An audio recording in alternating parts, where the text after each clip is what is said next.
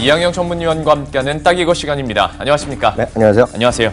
오늘 어떤 얘기 해볼까요? 네, 지난주에 미국에서 드디어 예상됐던 일이지만 미국에서 기준금리를 올렸잖아요. 그렇죠. 그런 것들이 이제 우리나라의 주시장의 큰 틀에서 한번 얘기를 했었는데 예. 산업별로는 어떤 영향이 있을지 한번 곰곰이 따져볼 필요가 있어서 오늘 한번 준비해봤습니다.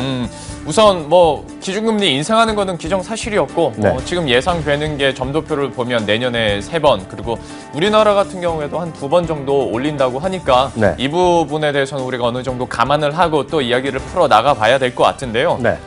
일반적인 얘기부터 한번 해보죠. 미국이 금리를 인상하면 어떤 영향이 있었을까? 좀 원론적으로 생각나는 건 있는데 요즘엔 또 현실과 원론이 워낙 달라서요. 맞습니다.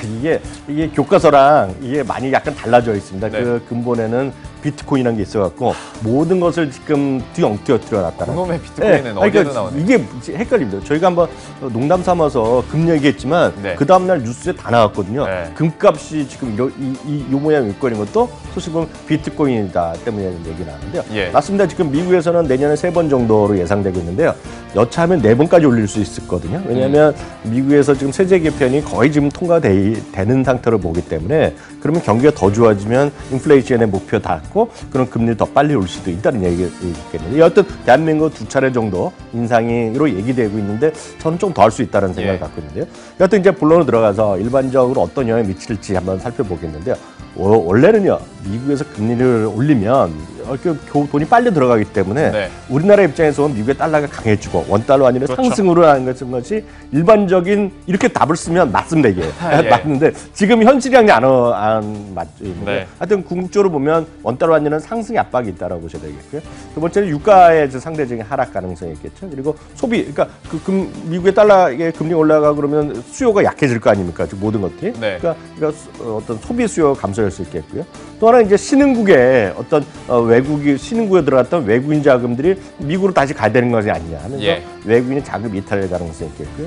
그러면 이게 궁극적으로 보면 신흥국 시장의 어떤 전반적인 리스크 이런 상승의 요인이 있습니다. 다만 앞서도 말씀드렸지만 이거는 일반적인 얘기가 되겠고 예. 이것이 맞는데 방향이 맞는데 요즘은 비트코인 때문에 모든 것이 뒤죽박죽돼 있는 예. 이런 것. 왜냐하면 원달러는 계속 내려가고 있잖아요. 지금. 네네네. 금값도 내려가고 있고. 그러니까 지금 이해가 안 되는 모습들이 이어지고 있습니다. 이렇게 영향은 4개만 보면 여기는 비트코인 살짝 껴있고 네. 여기는 사우디아라비아 이슈, 그렇습니다. 셰일가스 예. 살짝 껴있고 네. 이거는 연말 소비 시즌 살짝 네, 껴있고 네. 신흥국은 여전히 견조하다고 하니까 돈은 계속 들어가고 있고요. 예, 이거는 살짝 예. 껴있고 하다 본데 네. 그렇다고 이거를 다 무시할 수는 또 없는 거잖아요. 맞습니다. 이게 원칙을 무시하기는 쉽지 않습니다. 그만큼 시장에서의 어떤 파급 효과가 큰데요.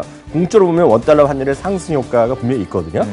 이것만 보면은요. 그럼 원달러 환율 상승이 되면 전기 자동차 업계 이런 것들이 좀 머리가 아플 수 있던 사람들도 좀 회복될 수 있겠죠. 왜냐하면 같은 돈을 받아갖고 우리나라 돈이 더 들어오니까요.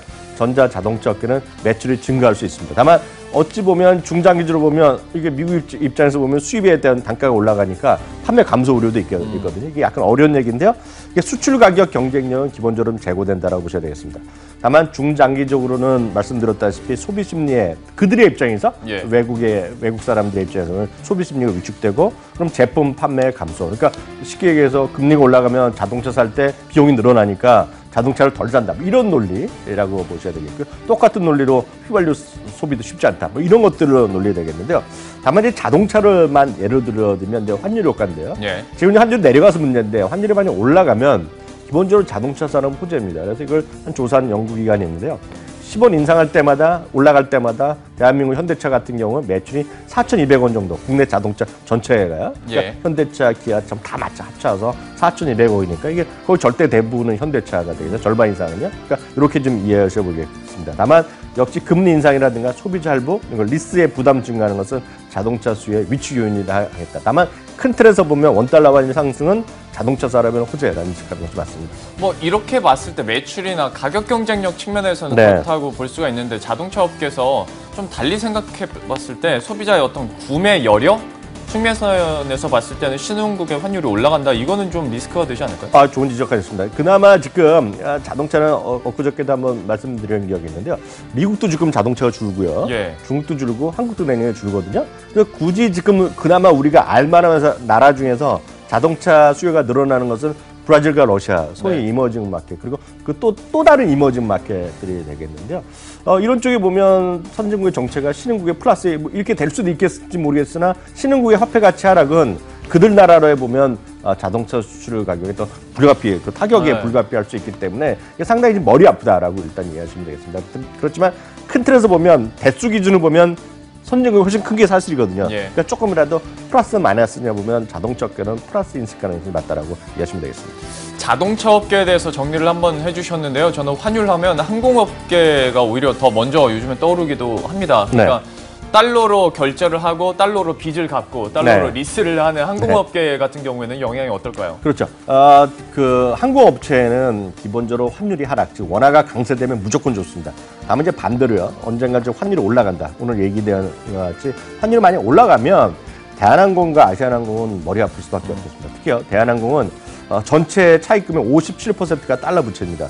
상대적으로 아시아는 32%니까 훨씬 더 환율에 따라서 민감한 것은 대한항공이 더 환율이 민감하다라고 보셔야 되겠습니다. 예. 그렇기 때문에 역설적으로 보면 환율이 올라가면 대한항공의 악재라고 보셔야 되겠고요. 환율이 내려간다. 원화 강세되면 대한항공 호재라고.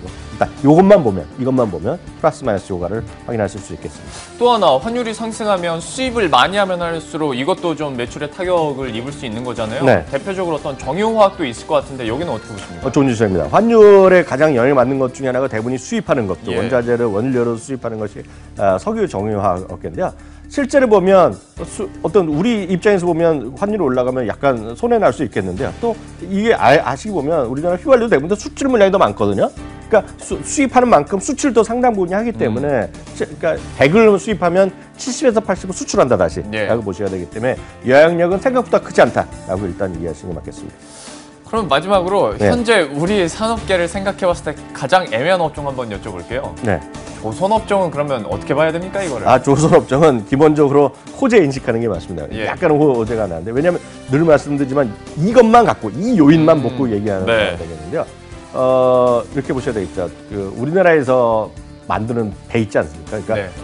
쉽게 해서 모터보트다 조그만 거 예. 돗담배 있는지 모르겠으나 그리고 어선 예. 이런 거는 우리나라 쓰지만 그냥 쉽게 얘기해서 뭐 대우조선, 삼성중공업, 현대중공업에서 얘기하는 것들은 그냥 전부 다 그냥 외국에서 사는 거다. 네. 그리고 또 대부분이 그리스에 예를 들어서 그 법적으로 뭐라 합니까? 호적을 둔다 그러나요? 네네. 그러니까 거기다 등록하기 때문에 우리 원화랑은 전혀 상관없을 겁니다. 그때 기본적으로 달러입니다. 달러. 예. 다만 이제 달러라는 것이 환율에 우리나라 원달러 환율이 좀 올라가면 우리 입장에서 수입하는 수출하는 입장에서 분명히 호재 인식하는 게 맞죠. 그래서 조선업계 호재가 맞습니다. 다만 환해지도 하는 것들이 상당 부분 하기 때문에 예. 애매하다. 다만 조선은 이것만 보면 플러스가 맞는데 네.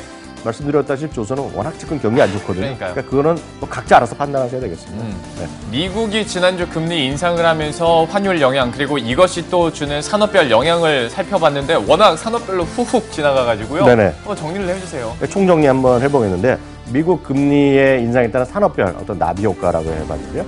긍정적인 것은 수출 비중이 높은 반도체, 그러니까 자동차 등의 일단 매출에 좀 증대되는 효과가 있다라고 보셔야 되겠고요. 부정적인 것은 항공 등 외화부채의 네. 상환 부담이 늘어나는 것 보셔야 되겠습니다. 그리고 미국도 어떤 경우에든 할부 금융에 대한 그리고 소비에 대한 부담, 그러니까 금리에 대한 부담이 되겠죠. 그런 것들을 좀 악재 인식하셔야 되겠고요. 신흥국의 금리 인상이라든가 경기 위축도 이런 자동차 같은 경우에 좀 마이너스 요인도 있다라고 보셔야 되겠습니다. 또 하나 이제 원철강 등 달러 강소로 서 원자재 수입 가격 인상. 물론 이분은 상당 부분 또 수출하기 때문에 석유화학이나 철강은 일단 상당히 희석되겠으나 예. 일단 호재냐 악재냐 보면 약간은 부담 요인이 크다라고 보셔야 되겠습니다. 짚어주신 개수로만 봤을 때는 부정적 영향이 더 큰데 네. 이렇게 끊으면 좀 찝찝하니까 마지막으로 위원님께서 결론 한마디 내주시죠. 답은 여기 나와 있죠. 항상 뭐든지 긍정적인 쪽에 가서 돌아야 되거든요. 쫙 보시면 뭐가 나옵니까 지금? 두 종목군이 나오잖아요. 반도체, 자동차. 수출 비중 높은 반도체다. 그리고 자동차 등 매출 준다. 이건 교과서적으로 맞는데요. 자동차로 사실 분이 몇 분야겠을지 그렇죠. 모르겠어요. 저는 뭐 살만함이 전혀 없거든요. 알아서 판단하시면 되겠습니다. 끝이에요. 네, 여기 써있죠. 현재 어떤 이슈에도 반도체가 항상 나온다 이거죠. 알겠습니다. IT주를 대체할 전략은 현실적으로 없다는 생각 갖고 있습니다. 결국에는 다시 한번 IT주 현재 상황이 그러니까요. 이쪽으로는 꼭 포트폴리오에 하나 정도는 담아 두셔야 될 것 같습니다. 지금까지 이항영 전문위원과 함께한 딱이거 시간이었습니다. 고맙습니다.